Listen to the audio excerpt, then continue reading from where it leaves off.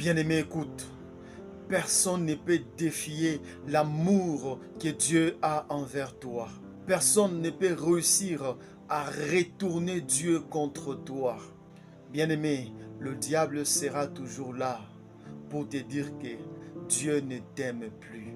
Quand l'homme se rebelle contre Dieu, Dieu multiplie ses preuves d'amour envers cet homme afin de le racheter.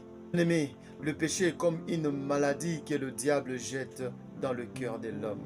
Afin que Dieu se retourne de il est impossible que Dieu puisse détester son fils. Tel un bébé fiévré toute la nuit, ses parents vont multiplier les preuves d'amour en restant éveillés aussi toute la nuit, afin que ce bébé guérisse. Dieu multiplie encore plus ces preuves d'amour envers les hommes qui se rebellent contre lui afin de les racheter. Lorsque le roi Saül avait désobéi à Dieu, l'Esprit de Dieu a quitté le roi Saül, mais Dieu n'avait pas cessé d'aimer Saül. Il a prouvé cela. Lorsque le roi Saül était attaqué par Goliath et sa troupe, la Bible dit ceci, Dieu a appelé David pour défendre le roi Saül, afin qu'il demeure sur le trône. Dieu avait quitté Saül, mais n'avait pas cessé d'aimer Saül. Lorsque Saül était tourmenté par le démon, Dieu avait appelé David pour aller commencer à jouer à la harpe afin de soulager Saül que Dieu avait déjà quitté.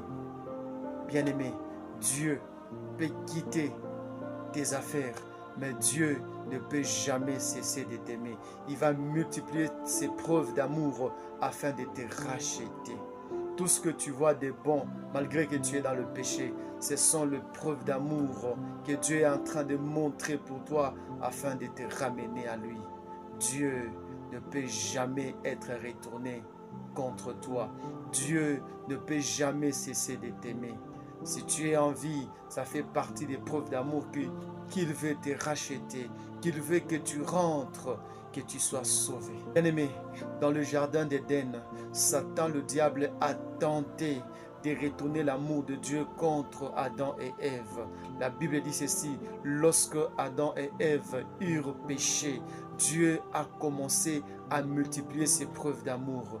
Dieu qui avait dit à tous les êtres de se multiplier, mais lorsque Adam et Ève péchèrent, Dieu a appliqué la soustraction sur ses œuvres.